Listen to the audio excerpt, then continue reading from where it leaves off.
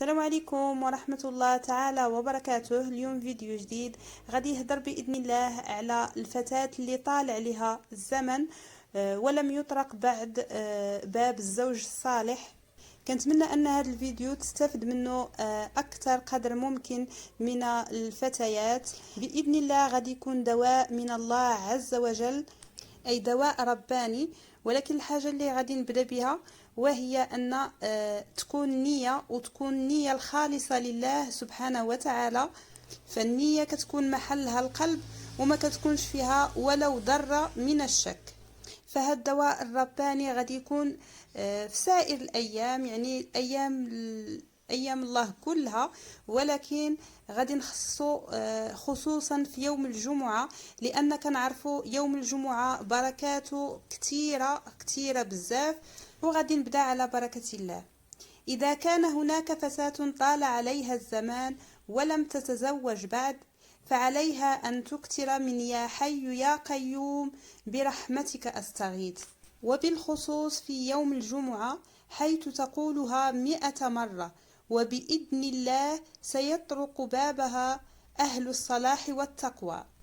وإذا كانت تشك أن هناك حسد أو عمل سوء، فإن الرسول صلى الله عليه وسلم يقول: إن في القرآن آيتين لو قرأت على بعير لفك من رباطه، وهما قوله تعالى: أفحسبتم أنما خلقناكم عبثا وإنكم إلينا لا ترجعون، فتعالى الله الملك الحق، لا إله إلا هو رب العرش الكريم.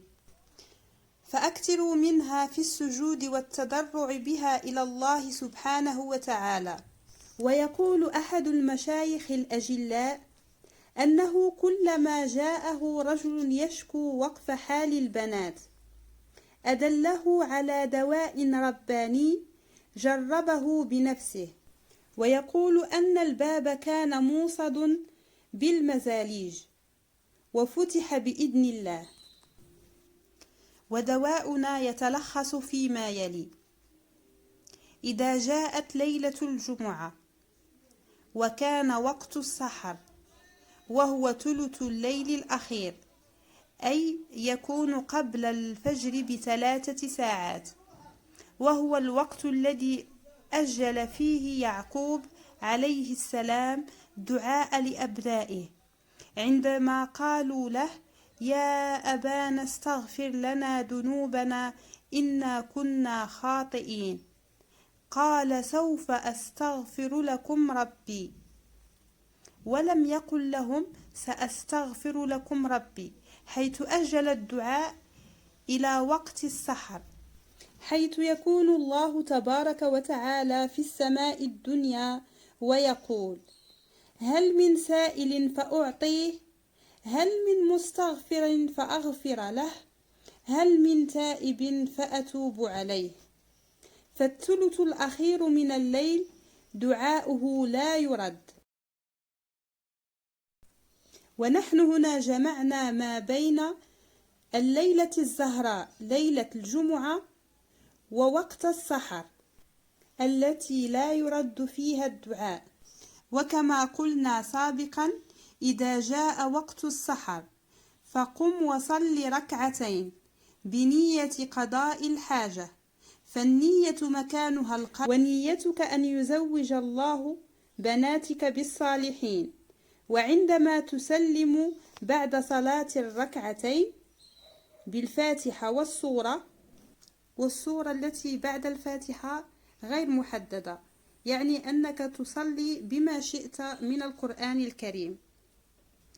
ثم كما قلنا تسلم، وبعد التسليم تقول الدعاء الذي علمنا إياه رسول الله صلى الله عليه وسلم: لا إله إلا الله الحليم الكريم، سبحان الله رب العرش العظيم، الحمد لله رب العالمين، أسألك بموجبات رحمتك وعزائم مغفرتك والسلامة من كل إثم والغنيمة من كل بر والعصمة من كل ذنب.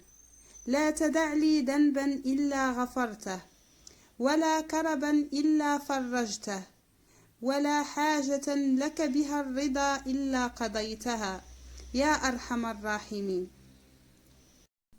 كان هذا هو دعاء رسول الله صلى الله عليه وسلم لقضاء الحاجة، فاقرأه أو اقرأيه ليقضي الله حاجتك. وسأقدم لكم شيئا آخر. إذا كانت ليلة الجمعة وأردت أن يعجل الله حال بناتك للصالحين، فاقرأ سورة الانشراح 314 مرة. ولماذا حددت 314 مرة؟ فذلك عدد المجاهدين يوم بدر مع الرسول صلى الله عليه وسلم. وكلما قرأتها 10 مرات فقل وراءها اللهم اشرح صدر أبناء آدم وبنات حواء حتى تتم العدد المطلوب. وأكثروا من الصلاة والسلام على سيدنا وحبيبنا ونور قلبنا محمد، طيبة القلوب ودوائها، وعافية الأبدان وشفائها، ونور الأبصار وضيائها. فهذا الدعاء مستجاب بإذن الله تبارك وتعالى، لأنه من عند الملك صاحب العظمة والكبرياء. فأخلصوا النية لله. فحق الله على العباد أن يعبدوه حق عبادته، وحق العباد على الله أن يستجيب لهم ولا يعذبهم. فكيف لا يستجيب وهو من قال لنا يا عبادي ادعوني أستجب لكم؟ فأخلصوا الدعاء لله، فالدعاء مخ العبادة. أتمنى من كل قلبي أن تستفيدوا من محتوى هذا الفيديو، وأن تنشروه على أوسع نطاق لتعم الفائدة. وإن أعجبكم الفيديو فلا تنسوا الضغط على زر لايك، وأن تشتركوا في القناة وتفعلوا خاصية الجرس ليصلكم كل جديد. وإلى اللقاء في فيديو قادم إن شاء الله.